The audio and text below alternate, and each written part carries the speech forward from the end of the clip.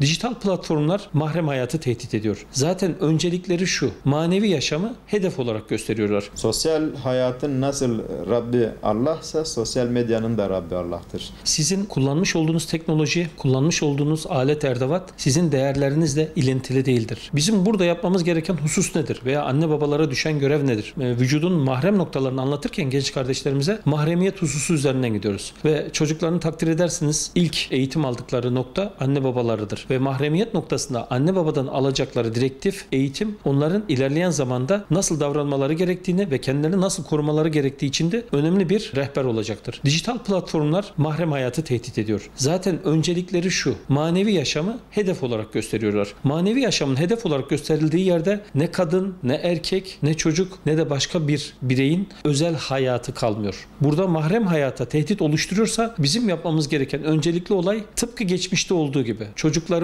birlikte film izlerken veya birlikte bir program izlerken mutlak surette orada bir yanlış sahne varsa, orada sakıncalı bir durum varsa, orada sapkın bir durum varsa bir kere o kanal izlenmemelidir. Mutlaka bir filtre olmalı. Filtrenin yanında mutlaka izlerken de çocuklarımızın izlemiş olduğu filmler, çizgi filmler, oyunlar, buna benzer aktif uygulamaları bizim kontrol etmemiz gerekiyor. Özellikle annelere burada büyük bir iş düşüyor. Annelerin çocuklara mahrem hayatla ilgili, mahrem bölgelerle ilgili çok ciddi uyarılarda bulunmaları gerekiyor. Sapkın grupların bunları artık normalleştirmek için platformlara taşıdığına tanık oluyoruz. Bu noktada bizim üzerimize düşen görev bu sapkın zihniyetlere karşı çocuklarımızı, ailemizi korumaktır. Veya bir film sahnesini izlerken çok sıradan gibi gösterilmeye çalışan olaylar var. Bakın, bırakın çocukları, yetişkinler için de tehdittir. Ancak burada çocuklarımız bizim için hassas noktamızdır. Çünkü kırılgan yapıları itibariyle mahremiyet kavramının bilincinin sahibi değilse farkında da olmadan istismar edilebiliyor. Bu istismarın önüne geçmenin öncelikli yolu anne ve babanın çocukla doğrudan iletişim kurmasıdır. Özellikle annenin çocukla tıpkı bir öğretmen gibi ilgilenmesi, biyolojik gelişimiyle ilgili geleceğe dair ve içerisinde bulunduğu yaş itibariyle temas edilmemesi gereken noktaları, bedenindeki bölgeleri ona anlatmalı, aktarmalı. Bunun normal bir şey olmadığını, aynı şekilde suç teşkil ettiğini, hiç tanımadığı platformlara girmemeleri, yani içerik hakkında bilgi sahibi değilse kesinlikle girmemesi gerektiğini fotoğraf kareleri aracılığıyla da anlatabiliriz. Bugün biliyorsunuz sapkın grupların ve sapkın uygulamaların bir takım ritüelleri var.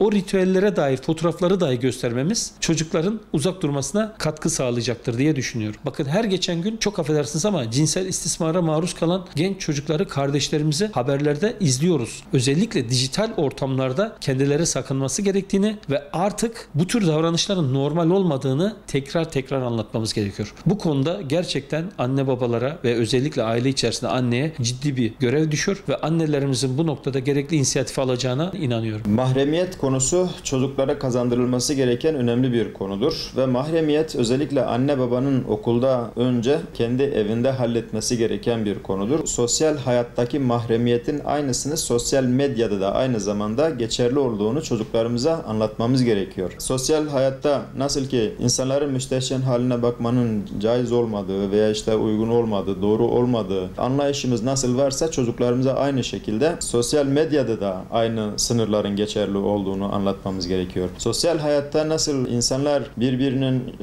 özel bölgelerine, mahrem bölgelerine nasıl dokunmaması gerekiyorsa, bu anlayış nasıl bizde etkiliyse aynı şekilde bizim sosyal medyada da bunu geçerli kılmamız gerekiyor. Sosyal hayatın nasıl Rabbi Allah'sa sosyal medyanın da Rabbi Allah'tır. Bu anlamda gerek anne babalar gerek eğitimciler çocuklara bu mahremiyet eğitimini sağlam bir şekilde vermesi gerekiyor ki hem kendi vücutlarına hem kendi mahremiyetlerine sahip çıkmaları gerekiyor, paylaşmamaları gerekiyor. Nasıl sosyal hayatta birinin kendisine bakmasına müsaade etmiyorsa, bunun bir psikolojik şiddet olarak, cinsel şiddet olarak nasıl algılıyorsa, aynı şekilde sosyal medyada da bir paylaşım söz konusu olduğunda bunun da aynı şekilde bir mahremiyet olduğunu fark etmesi, anlamlandırması ve farkındalığını oluşturması gerekiyor.